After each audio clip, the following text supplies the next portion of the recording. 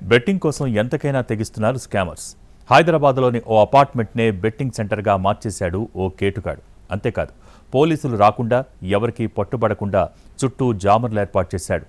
అంతర్జాతీయ ముఠాతో కలిసి కోట్లల్లో దందా నిర్వహిస్తున్న ముఠాను చివరకు పోలీసులు పట్టుకున్నారు.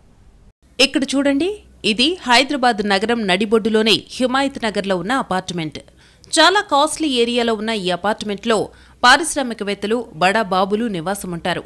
అంతేకాదు, ఈ అపార్ట్మెంట్లో ఉన్నవారికి ఎవరింట్లో ఏం జరుగుతోందో పెద్దగా తెలీదు.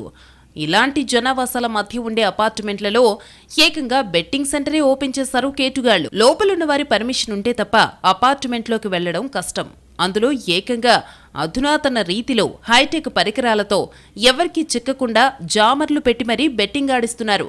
అంతేకాదు, ఏకంగా బెట్టింగ్ కోసం కంట్రోల్ రూమ్ కూడా ఏర్పాటు చేశారు. అంతర్జాతీయ స్థాయిలో బెట్టింగ్ ఆడిస్తున్న ముఠాను హైదరాబాద్ పోలీసులు అరెస్టు చేశారు.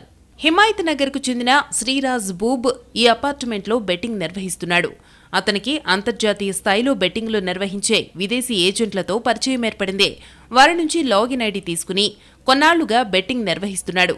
క్రికెట్ అభిమానులను పంటర్లుగా చేర్చుకుని బెట్టింగ్ ఊబిలోకి దింపేందుకు చిక్కట్పల్లికి చెందిన హోన్మనీ సాయినాథ్, రేగల్ల గోపీనాథ్లను అనుచరులుగా సబ్ బుకీలను ఏర్పాటు చేసుకున్నాడు.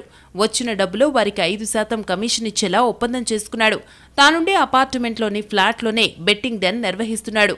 విదేశీ ఏజెంట్ల ద్వారా రాధీx.com అప్లికేషన్ నుంచి లాగిన్ ఐడిని పొందాడు. తన అనుచరుల ద్వారా పంటర్లను ఆహ్వానించి బెట్టింగ్లు నిర్వహిస్తున్నాడు. విశ్వసనీయ సమాచారం ప్రకారం సెంట్రల్ జోన్ టాస్క్ ఫోర్స్ పోలీసులు, దోమలగూడ పోలీసులు సంయుక్తంగా డెన్పై దాడులు చేసి ముగ్గురిని అరెస్టు చేశారు. Chennai super king versus Punjab Kings కు మధ్య ఐపీఎల్ మ్యాచ్ జరుగుతున్న సమయంలో పవానీ లింగయ్య అపార్ట్మెంట్లో బెట్టింగ్ నిర్వహిస్తున్నట్టు సమాచారం రావడంతో పోలీసులు దాడి చేశారు. బెట్టింగ్ నిర్వహిస్తున్న ప్రధాన బుకీ శ్రీరాజ్ బూబ్తో పాటు సబ్ బుకీలు హోన్మనీ సాయినాథ్, రేగల్ల గోపీనాథ్లను అదుపులోకి తీసుకున్నారు. వారి వద్ద ఉన్న బెట్టింగ్కు సంబంధించిన డబ్బును స్వాధీనం చేసుకున్నారు. బెట్టింగ్ యాప్లున్న 3 సెల్ ఫోన్లను స్వాధీనం చేసుకున్నారు.